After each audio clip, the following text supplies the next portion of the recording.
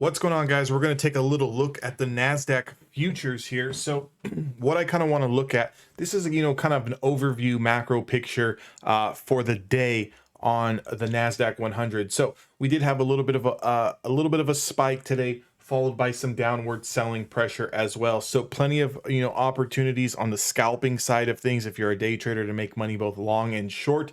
The only thing you guys need to keep in mind is that in a bear market, the bounces are going to be very, very short-lived until they start taking out macro supply.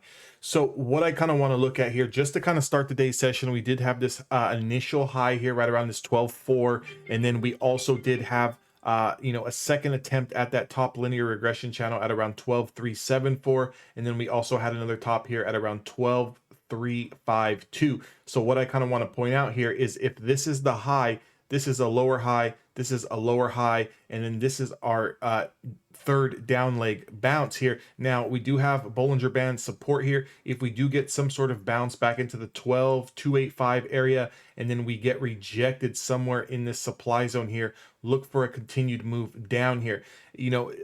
Right now the technicals in this bear market are playing out pretty precise, meaning that they're not really fooling us that much. Now a newer trader is going to see, okay, yes, we've been selling for a long time, we've got to be bouncing soon. Guys, this is a bear market. If you've never traded a bear market that's lasted longer than a couple of weeks, then you kind of don't really understand that in a bear market, this can drag on for another month, this can drag on for another 12 months, hell, this can drag on for 2 years. Now we could wake up tomorrow, we could have some sort of gap up, some sort of good news, and then everything starts running again. And then here, 3 weeks time from now, we can be sitting back and saying, hey, you remember when we were at XYZ price? That's the bottom. Ha ha ha. Everyone's happy again. The sun is shining.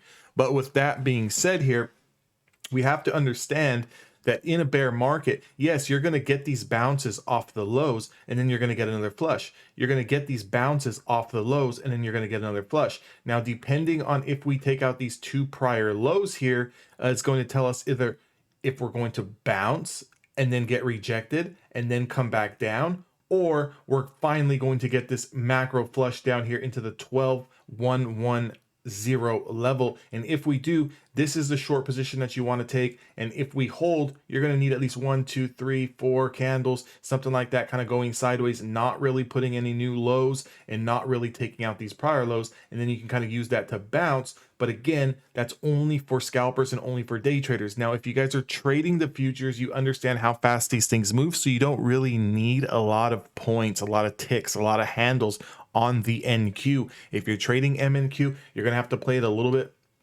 with a wider spread, giving yourself a little bit more room to kind of dance. Now, what I would do if I was playing the MNQ is I would kind of use these lows here, this lower Bollinger Band, and kind of use this as my stop. I would sit long here and allow this to kind of work. Yes, it's going to be very choppy. You're going to go into a little bit of drawdown, but maybe you're able to get a little bit of a dead cat relief bounce here intraday for some free cash flow. I would exit this as soon as we lose the lower Bollinger Band and have any type of macro flush here. Definitely get out of that.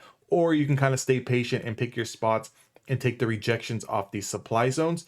Or you can kind of just wait for us to confirm the lower Bollinger Band and then put in a new 5-minute candle below that. And then you can take the flush through these two prior lows with the price target sitting down here of around 12.110. Now, if you guys are interested in trading futures, maybe you guys don't have the capital or the right brokerage to trade futures, definitely I would recommend before you go out and start blowing a lot of your own cash, I would learn the name of the game. I would learn to your strategy. I would learn, risk management. Definitely go out there and get funded through a prop firm. I work with a great prop firm, US based, based in Chicago, been around for many, many years. That link is down in the description. You guys can get funded between $50, $100, and $150,000 intraday buying power to kind of, day trade these futures. With that being said, make sure you guys subscribe to the YouTube channel, join the Discord, and I'll see you guys all later.